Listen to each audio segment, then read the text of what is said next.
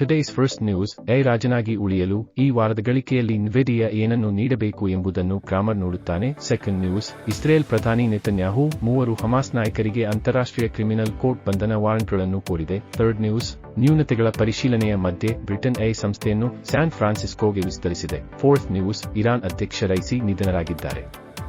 ನಾಯಕತ್ವದ ಶೂನ್ಯತೆಯು ದೇಶ ಮತ್ತು ಜಗತ್ತಿಗೆ ಅರ್ಥವೇನು? ಫಿಫ್ತ್ ನ್ಯೂಸ್, ಮೌಲ್ಯ ಹೂಡಿಕೆದಾರ ಬಿಲ್ ನೈಗ್ರೆನ್ ಹಣಕಾಸುಗಳು ಅಗ್ಗವೆಂದು ಭಾವಿಸುತ್ತಾರೆ.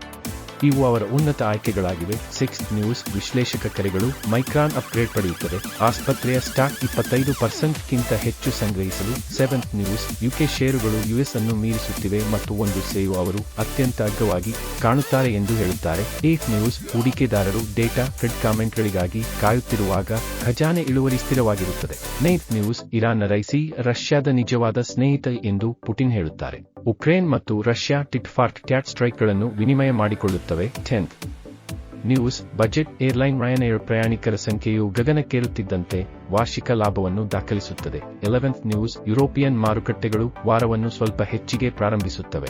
ರಿಚೆಮಾಂಡ್ 5% ಏರಿಕೆ. 12th ನ್ಯೂಸ್, ಕಾಫಿ ಕೆನಂಗನ್ ಸ್ಥಳೀಯ ಕಾಫಿ ಸ್ಟಾಲ್ನಿಂದ ವರ್ಷಕ್ಕೆ $100 ಮಿಲಿಯನ್ ಯೂನಿಕಾರ್ನ್ ಕಂಪನಿಗೆ. 13th ನ್ಯೂಸ್, ಡೌ ಮೊದಲ ಬಾರಿಗೆ 40,000ಕ್ಕಿಂತ ಹೆಚ್ಚು ಮುಚ್ಚಿದ ನಂತರ ಸ್ಟಾಕ್ ಫ್ಯೂಚರ್ಗಳು ಹೆಚ್ಚಾಗುತ್ತವೆ. 14th ನ್ಯೂಸ್, ಅಮೆಜಾನ್ ಸಿಇಒ, ನಿಮ್ಮ ಯಶಸ್ಸಿನ ಮುಜುಗರದ ಮೊತ್ತವು ಈ ಒಂದು ಕೌಶಲ್ಯವನ್ನು ಅವಲಂಬಿಸಿರುತ್ತದೆ.